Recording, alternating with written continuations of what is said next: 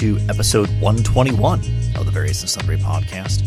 I am your host, Matt Harmon, joined live from the Vault Studio on the beautiful campus of Grace College and Theological Seminary by my good friend, my colleague, my co-host, and the man who on this very day is entering his mid-30s, John Scott Sloat. Yeah, 34. Yeah. Officially mid-30s. Officially mid-30s, yeah. There's no more early 30s. No, we're mid-30s now. Yeah. And how do we feel about that? I feel it's better than turning 30. Okay. Turning 30 was rough. But Why was it rough? I mean, there's a myriad of reasons why it was rough. But anytime you start a new decade or anything like that, or anytime you get through half a decade, that feels like a big milestone. Okay. 34 just feels like one along the way. Okay. I don't know if that made sense. Maybe. Yeah. I mean, I've got a milestone birthday coming up, not this July, but the following July. So Okay. yeah. So we are recording on a Monday morning, and Like a week and a half left in the semester. Yeah. Summer is almost here. So how's your church history class going? It's going well. It's going well. I have it outlined through the class, and I've done it before. So we're sort of hitting the Enlightenment era. We're getting ready to do today. We'll do the 1800s, and then Wednesday probably late 1800s, early 1900s. Okay. So we really start at the beginning and we go pretty slow, and then we speed up in the middle, and then at the end we slow down again. I think that's true of a lot of church history classes. Probably even you know better than I do in terms of if you've looked at textbooks that cover church history, there's a lot of emphasis on the church fathers, understandably so. Oh yeah. And then you get to the Middle Ages, and it's like, Aquinas. Okay, let's get to the Reformation. Yeah. Aquinas, Crusades. Yeah, it's like you jump like 700 years. Yeah. And you talk about two things. And I do quite a bit on Islam as well, talking about Islam and its movements around. And then what else do I do? I mean, I talk about like things that led to the Reformation in the Middle Ages that were just bad, right? I mean, we have a string of bad popes, and I talk about the popes and how like this one wanted his son to be the next pope. Mm-hmm. Popes aren't supposed to have sons, just right. Just things like that. There's a time that we have 3 popes, Yes. France overtakes the papacy for a time. There's a lot of those types of things I try to illustrate as like people were fed up a little bit with the Catholic Church and all of its problems and led to the Reformation. Yeah. My other question for you is, what did you do this past weekend to your grass? Because we had gorgeous weather. Yeah. So you had to be outside doing something to the grass. I did. So I mowed for the first time. So that involved weed whacking and all those things. The other thing I did is I edged for the first time ever. So I got a new edger over winter. I used some monies that I had saved up to buy an edger. And so have you ever seen an edger? Mm-hmm. Big spinning metal blades and cutting next to the sidewalk and sparks are flying. It's wonderful. So I did that. Were you wearing protective goggles? I wear glasses. So okay. What else did I do?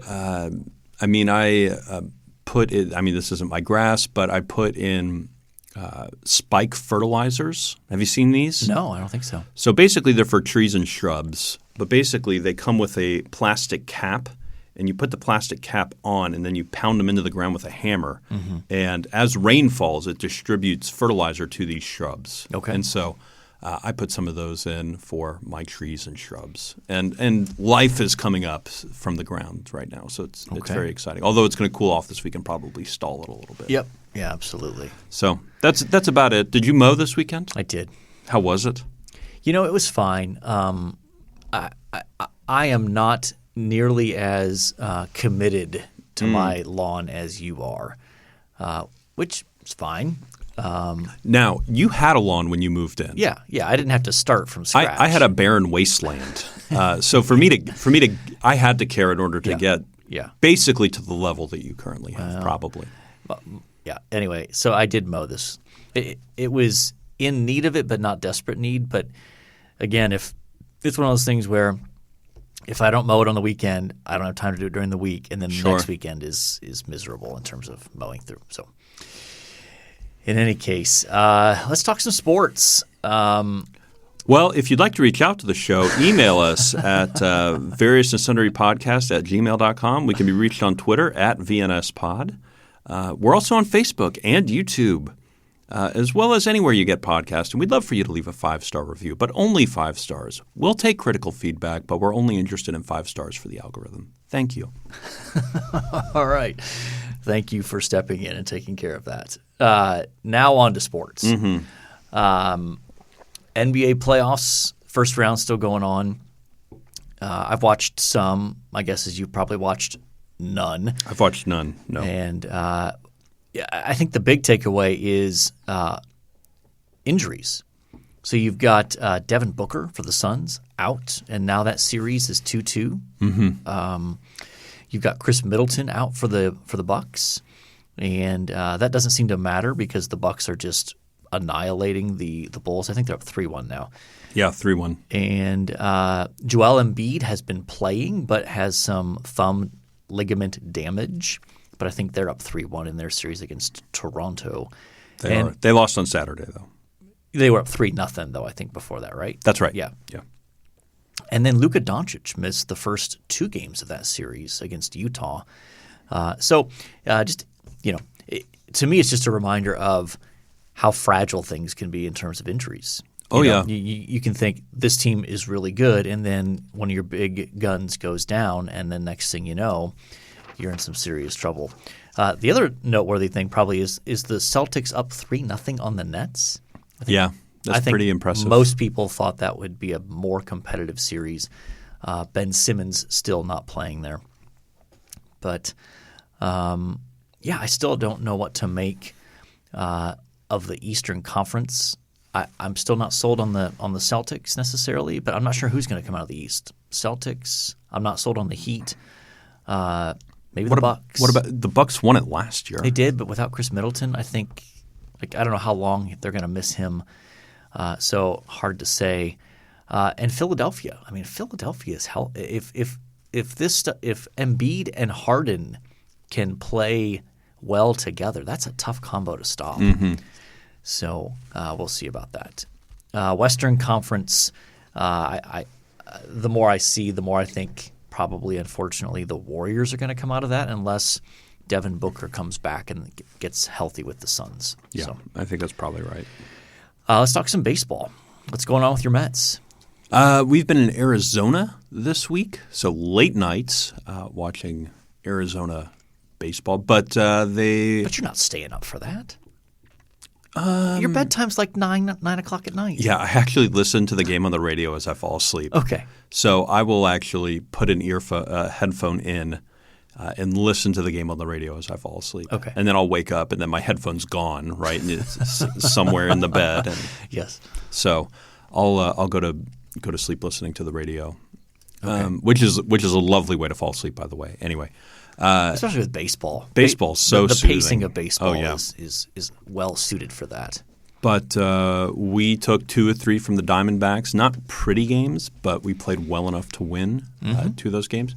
And then we beat the Giants earlier this week, 3 games out of 4. So that was a big series win as well. And we haven't lost a series yet. We're 5 series in. We've won every series. We haven't even tied a series yet.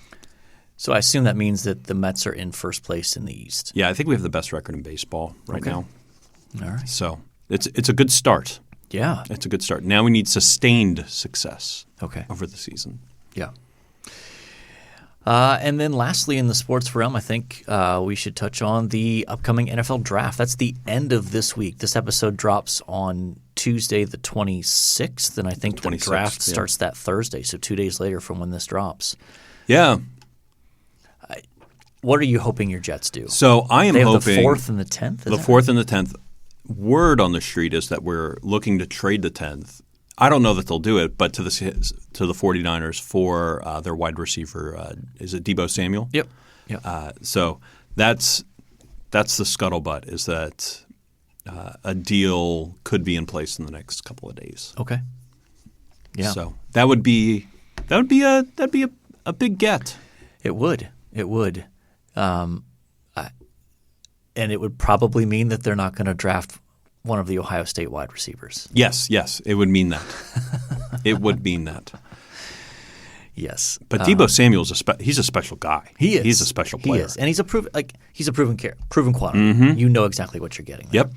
Yep. Any draft pick is a measure of risk. Even a first rounder. Even someone as talented as, say, a Garrett Wilson, who you look at and go, he's unreal. Got all the measurables, got the tape, but Deebo Samuel's proven he can do it at this level. Mm-hmm.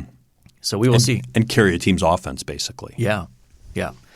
So we will see how that shakes out. Anything else in the realm of sports? Are we ready to move on to our main topic here? I'll throw this out. I was mentioning this before we got on pod. There was, and I don't have the backstory, there was a woman who ran on the floor at the Grizzlies game and was tackled by, I believe, another fan? Seems to be. Okay. If you know the backstory of this, please reach out to me. I would love to know more information about that and just what happened there. I just have no idea. But this woman runs on the floor and this man tackles her, seeming to restrain her. But I'd love to know what that's about. Yeah. Did we talk last week on the pod about Mike Tyson beating the crap out of some guy on an airplane who was like just taunting him? Did that happen before or after we recorded? I believe that happened after we recorded. We also missed Kershaw's being pulled a few weeks ago. Yeah. Yes. I'm not a huge baseball fan, but I think it's ridiculous that you pull a guy through – it was 7 innings, right? He'd pitched 7 innings, thrown 80 pitches, had a perfect game going, which – I think in the history of baseball, there's been 22, 23 of them. Like you think about how many games of baseball have been played in the history of the sport, and there's only been 22 or so. How can you pull him? Yeah, that's just ridiculous. 80 pitches. Mm-hmm. Yeah, absurd. That's the era we live in, though. Yeah, it's ridiculous. The guys aren't built to go 80 pitches, John. And if you'd ask Kershaw, you want to go out there and try to get 6 more outs? He would have said, absolutely. Yeah. But they all look at here. I know it's the analytics. I know it's the – Well, they look at some of the analytics. They also look at a guy like Johan Santana, who for the Mets came off surgery, came back, had a no-hitter going through 7, and they let him go the full game. And, a few weeks later was injured, and they draw it right back to them leaving him in for the no-hitter. Yeah, whatever. And basically finished off his career. I would distinguish between a no-hitter and a perfect game. Yeah. In terms of rareness. Absolutely. Perfect. I mean, if there's only 20 or 25 perfect games, what is that? One every 5 to 7 years in the majors? Something like that. In the history of its existence? Yeah. Okay. Speaking of things that are now going out of existence, we were at T4G this past weekend. We were at T4G. Yeah. So we figured we would do a little bit of a wrap-up on that, which in this case is a little different than when we did this. You remember 2 years ago we did a T4G wrap, and we basically talked about John Piper and his message on preaching Christ from the Old Testament and gave a little pushback. No pushback here. So why don't we set the stage? Who do we go down with, and just kind of the general. So we took – 14 students with us, and we stayed at a lovely Airbnb in Louisville. That was about the perfect Airbnb for us, I might add. Yes. About a 20-minute walk from the convention center, on the same road as the convention center. And individualized suites, basically. There were 8 different suites. With some common areas. Yeah, it's good. So that was really good. I'm trying to think. Beyond that, it was a really good time. It was a great time to catch up with friends, make some new friends. Well, one of the things I love most about taking students is just to see their eyes and their minds just being expanded with this world of Reformed preaching and worship, and just seeing them like, almost wide-eyed, like I didn't know this kind of thing existed. Well, we were driving down and somebody asked me, who's doing the worship?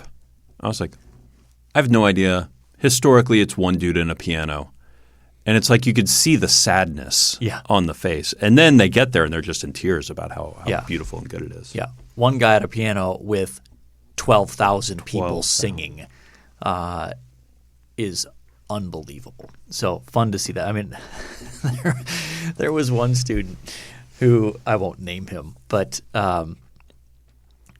we were spending time with a mutual friend of ours, and this student asked our mutual friend, so we're not Reformed, are we? Like clearly putting pieces together, like the church background I come from, it's kind of similar to this, but it's not fully similar. Like you can see him just kind of putting the pieces together. And our friend saying, well, we're basically small r Reformed, but not capital R Reformed. So just fun to see students wrestle with that and put those pieces together.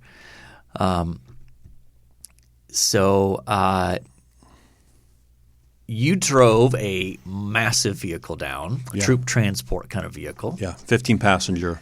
Yeah, and then I took another few students in a SUV. So we were riding in style. Oh yeah, parked on the street, left it on the street for a few days. Rolled the dice in Louisville, and it turned out fine. It did. It almost always does. Yeah, almost always, indeed. And it kind of brought back some mystery trip vibes. A little bit, yeah. The two of us trying to navigate a group of around 14 students. Although through a city. What we do on that trip is gave every student a pile of cash and said, spend this on your food, don't go anywhere alone, and here's where we're staying. And other than that, they're mostly on their own. Yes. Yeah, it's true. That's true. And so that's a good thing for trying to get a reservation for that many people is just a disaster. I think they got it once. They all went without us. Without us, yeah. But they all went to the spaghetti factory and had a reservation for like 13 or whatever. So, so let's talk about maybe. So again, part of what characterizes T4G is a lot of preaching, a lot. And this conference was even more so. Yeah, so they did something a little different with they had more people speaking, but some of them were given 15 minutes, 20 minutes, maybe 30 minutes, and then other the big names were given like the full 45 to an hour to speak. So maybe let's talk a little bit about any of the shorter ones that stood out to you. Not the main platform guys, but the shorter ones.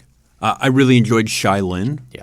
By the way, all of these are available at t4g.org. So you can go watch any of them that you want to. But I thought Shai Lin was probably, of the what I'll call the sermonettes, was probably the best in my book. Yeah, so I didn't see them all, but same here. So he preached 2 Timothy 2,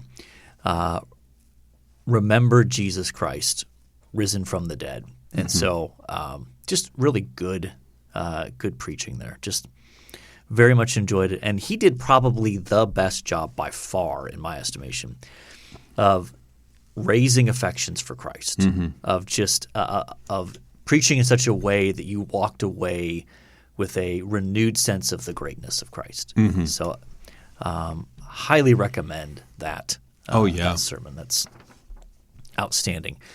How about yourself? Was that your favorite short sermon? Yeah. Okay. Yeah, I think so. Now again, I was not in all the sessions, so I can't speak to the totality of all of them, but I think of the ones I heard, that was to me by far the best.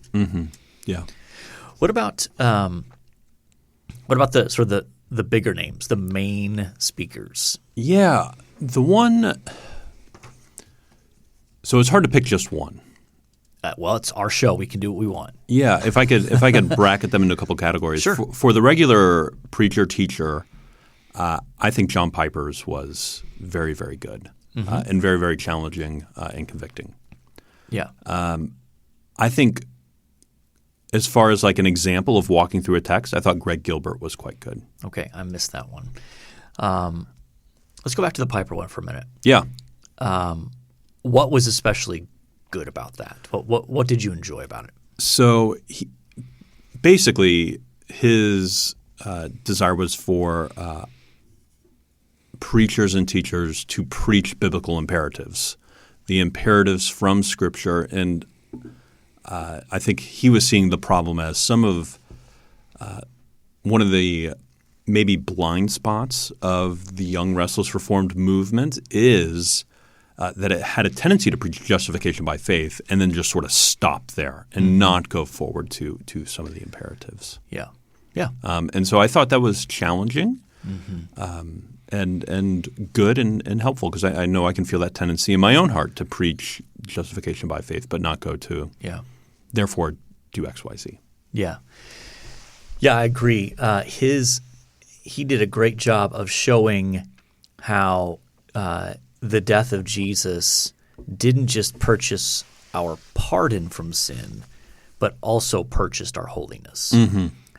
And he did it in a way. Now, he's preaching to mostly pastors. Okay, so in one sense, what he did was not a model to be copied. But what was great, and I remember you and I talking about this, is he did a great job of sort of showing his work in the text, which is something that can be super beneficial for our Greek students as he's showing how the passage hung together and how, okay, so this is a purpose clause. So this is again, I'm not suggesting that every preacher should be talking about adverbial participles that have a causal sense. You should use that knowledge. I'm not sure you should necessarily drop the expression adverbial participle on your congregants. But what was great about it was being able to point students to say, see how his work in the Greek text is shaping what he's doing in the message. Oh, yeah. And how he's making points and how he's exposing the logic of the text and then applying it and pressing it upon us was very good. Mm-hmm. So that was enjoyable to watch just from that perspective, let alone the sort of sobering challenge of the content of the message. Oh, yeah. Oh, yeah. Any that you particularly enjoyed? Well, I would probably go with two. I'll start with H.B. Charles. Mm-hmm. He preached out of 1 Peter 1, 10 through 12, and just unpacked how the Old Testament anticipates the New and how our salvation that Christ has accomplished was anticipated in the Old Testament, and just a good exposition of that text. I enjoyed that. And then the other one was Kevin DeYoung on justification by faith. Mm-hmm. And so here's sort of the caveat on that one. It was not an expositional message. It was more of a sort of doctrinal sermon aimed at cultural analysis. Mm-hmm. Meaning, he was in the biblical text, but the main thing that he focused on was how our culture cannot deal with guilt.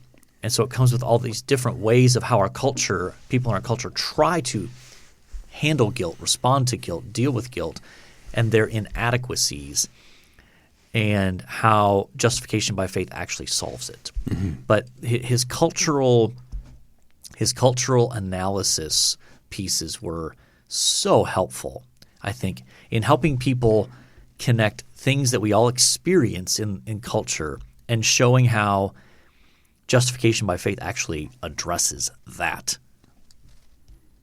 Yeah, I enjoyed Kevin as well. I think he's at his best walking through a text. Like I think to watch him walk through a text is really I think he's really good at it. He's also good at the doctrinal cultural analysis. I wish our students would have seen him walk through a text. Yeah. Walk through a passage of Scripture. Yeah. But he was very, very good nonetheless. Any other messages that stood out to you? Oh, goodness. Well, I really enjoyed Mark Dever and Luke Duncan. They were both really, really solid. Yeah. Yeah, the one I wish I had seen had been that first morning. There was a preacher from Africa, from Kenya, who was there, who had some guns. Yes, he was jacked. And I missed him. So I think I said this last week when we talked about preparing for conferences. I'd much prefer to have a conversation out in the lobby or in the exhibitors hall than be there for every session. Yeah. So I was out in having a conversation and missed his. And I wish I need to go back and watch it. Yeah. I've heard great things. Yeah. Well, I think I missed more than you potentially in terms of sessions. So let's talk about we saw some of the panel discussions, not all of them.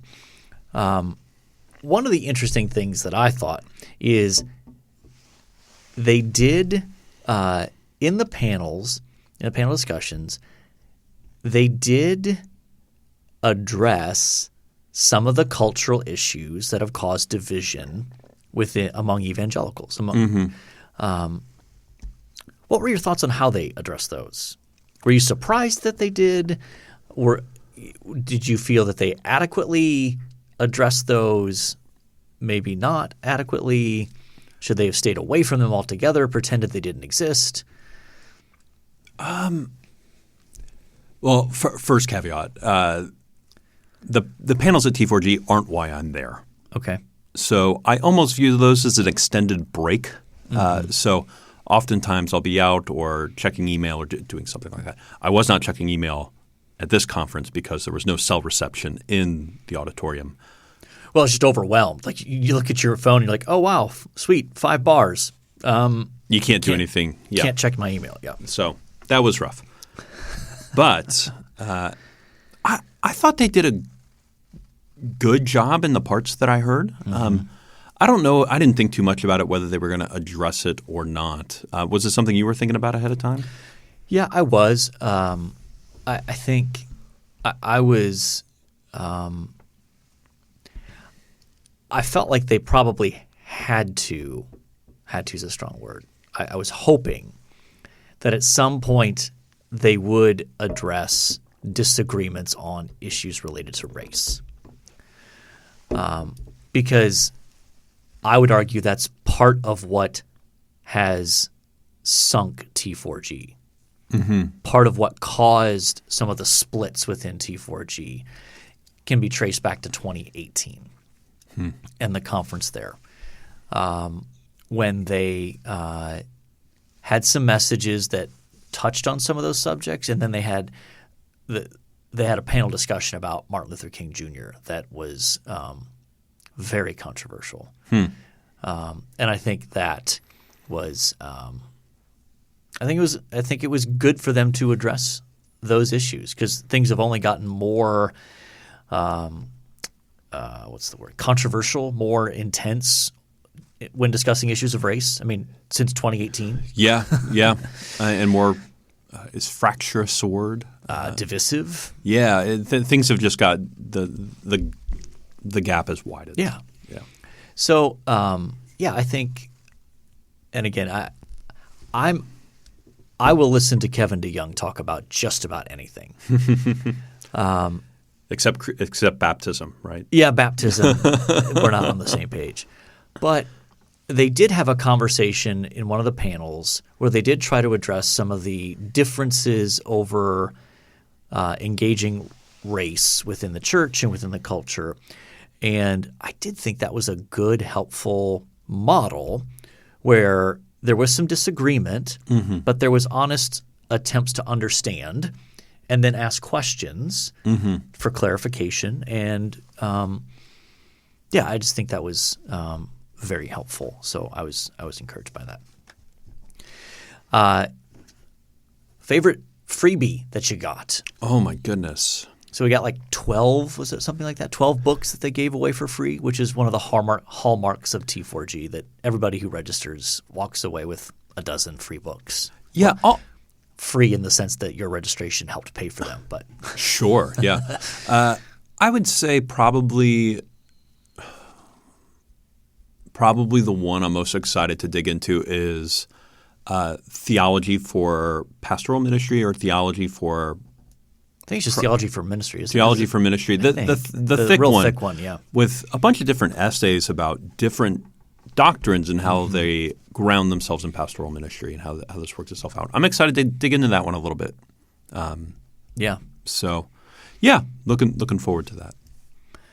For me, I think it was the Strange New World by Carl Trueman. I mean, that's kind of the easy one. I had a feeling you were going to go that way, so Yeah. I went with a different one.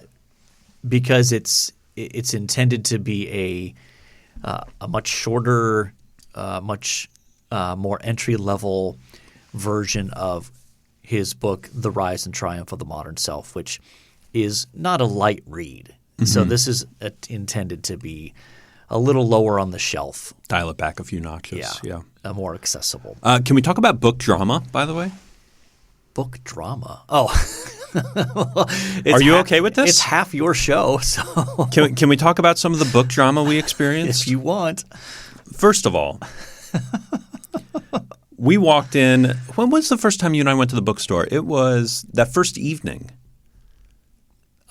We probably didn't get in there until after dinner. Okay. Yeah, that sounds right. And you, me, and Zach in Ohio were walking through, and we walked up to Lexham Press. Yeah. And Lexham comes to you and is like, oh my gosh, Matt, your commentary on Galatians is selling so well. It's the second bestseller. I brought 35 copies. I have 7 left. And it's the first night, which as an author, you're like, all right, let's go. Yeah. Now, the bookstore was large, and some of the publishers were small and sort of pushed up against a wall. Yeah. And so we did not get over to IVP, where you have 2 books in the last year come out. Yeah, that's correct.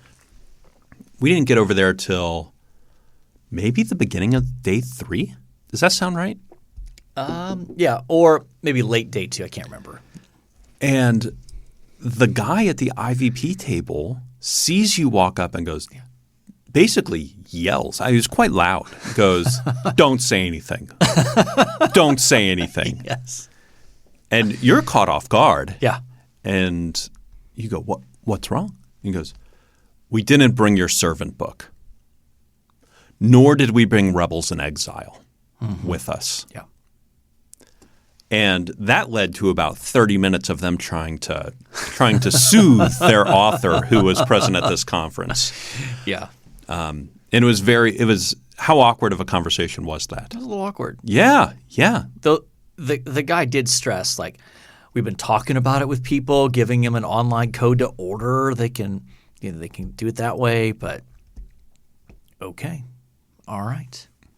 Sad. They did try to give the like, well, if we'd have known you were going to be here. Yeah, don't give me that. Come on. Wild. Yes, indeed. Wild that they did not have those 2 books there. Okay. Yep. Particularly because we know it's on Dever's shelf. Yeah. We know. On his desk. We knew it was on his desk recently. We know that for a fact. We know that. We have a source close to the Dever administration. Yes. Yes. We have a source inside the Dever administration that can confirm it was on his desk. Yeah. I walked away. I'm surprised myself. I did not buy a single book at the conference. Yeah. Who are you? Now, in fairness, the bookstore hours were more limited. Like, if there's a session going on, they shut that bookstore down. You can't wander through when the session's going on. And so basically that leaves the windows where there's also meals. So you often have to decide, like, well, by the time you go somewhere, get a meal, and get back, like, you might have a small window to go through. And I also kept bumping into people that wanted to chat. And so I never had a chance to kind of really walk through the entirety of the book area and peruse and purchase. So, yeah, but that's a first, going and not buying a single book. What about you? You bought some. Yeah, Not many, I don't think, but I think just two. I bought Thomas Watson, The Picture of a Godly Man in Puritans, yeah. Yeah, in pencil. And then I bought last year at the Gospel Coalition, I bought Scott Christensen's What About Evil, and it was very, very good. So I went back and I picked up his What About Free Will as well. Yeah. In part recommended – well, the first one endorsed by Benjamin. Ben from Mississippi. Yeah, Ben from Mississippi. Yes. Yeah. So any final reflections on T4G before we wrap up here? I don't think so. No, it was a good time. Sad to see it end, but look forward to what's next. Yes, and while we were at T4G, Gospel Coalition announced that their biannual conference. Is that how you say that? I guess. Yeah. Every other year. Mm-hmm. They're moving it from April to September. Yeah, September. So next April, we will not have a conference to go to. Yeah. What are we going to talk about on the pod? I don't know. My goodness. I don't know. We'll figure something out. But just a reminder, you can go to T4G.org and find all of the conference messages, as well as I think the panel discussions are up there as well. I believe so. I saw that. So highly encourage you to check that out. Are we ready to move on? Yeah. This day in sports history. Let's do it. All right, 1941. A tradition begins, the first organ at a baseball stadium. Yes. The Chicago Cubs. How do you feel about the organ at the baseball? I mean, it's become tradition now. I mean, I like it. I like it when they have a real organ there and they're not just hitting play. Mm-hmm. You know, if they have a real organ there, I'm pretty excited about it. Yep. 1983 NFL draft. Stanford quarterback John Elway, first picked by the Baltimore Colts. And never played a single down for the Baltimore Colts. Nope. I believe he was tempted to go play baseball for the Yankees, right? Yes, and I think he might have even signed.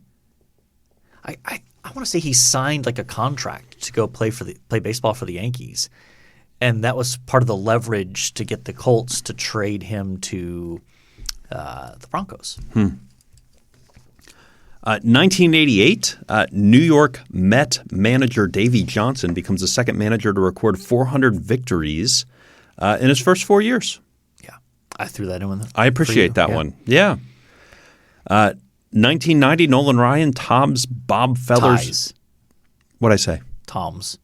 Ties. Yeah. Bob Feller's record of pitching 12 one-hitters in addition to his 7 no-hitters. Now stop to think about that. He threw 7 no-hitters and had 12 one-hitters. Yeah, so he's pretty close. He was so unbelievably dominant.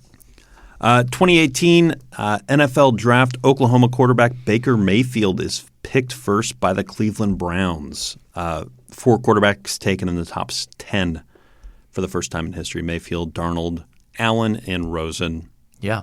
And really, one of those has worked out. Well, Josh Allen for sure. I'm not willing to say Baker Mayfield has worked out yet. No, probably not. Particularly because they just brought in Deshaun Watson. Yeah. I think it's first-round quarterbacks, hit and miss, and so much depends on where they go and how they're developed. Yep. And the evaluation period they give them now is so short. Mm-hmm. I mean, it used to be you'd draft a guy and you're like, okay, he'll probably sit on the bench for a year. Aaron Rodgers. Aaron Rodgers was really the last one to do that. Yeah. Yeah. Yeah. And now it's like, well, we drafted him. We got to get him out in the field first year sometime. Yeah. And then we'll give him one more full year after that to kind of prove it. And if he's not where we want, then we go get somebody else. Yep. It's pretty remarkable.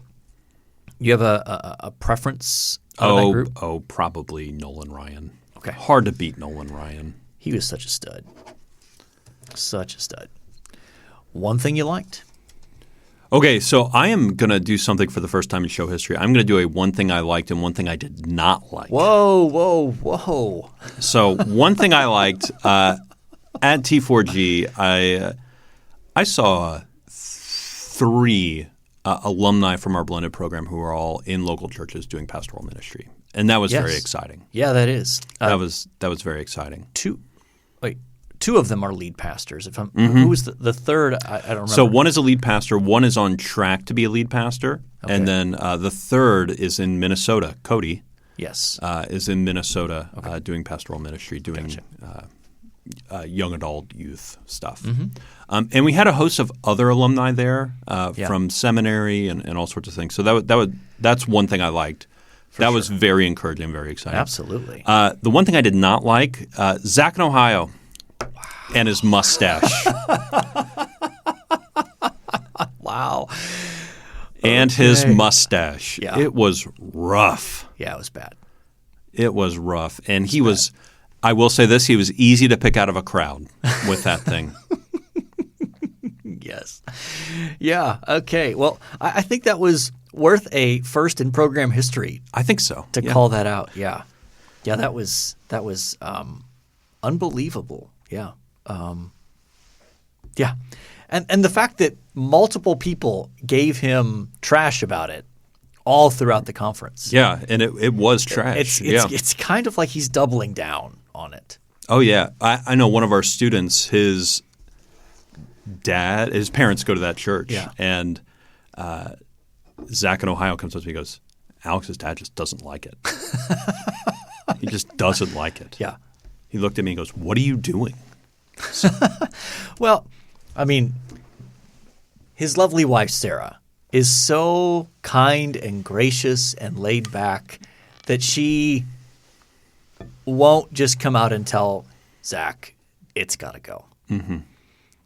So maybe this is our plea to her to say, please join with us in telling him it's got to go.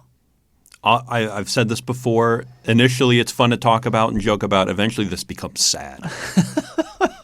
Eventually, this becomes sad. All right. One thing you like. There we go. I'm going to add – I'm going to go with a similar thing in terms of connecting with friends from different parts of the country. And in particular, it was good to connect with a fellow professor friend on Wednesday morning of the conference. And just catch up with him. He's doing well. That to me is the best aspect of those kind of conferences. The preaching's great, the worship's great, but catching up with friends is even better. Oh, yeah. So, all right. We have talked sports. We have talked reflections on T4G. We've talked about Nolan Ryan being amazing. And we've talked about 2 things we like and 1 thing we unanimously did not like. Yes. And are actually calling for a change. We're going to use our bully pulpit, our platform here on the Various Sundry podcast to call out Zach in Ohio and say, repent, brother. Get the razor. That's right. So I think in light of that, all that's left to say is until next time, the Lord bless y'all real good. Later.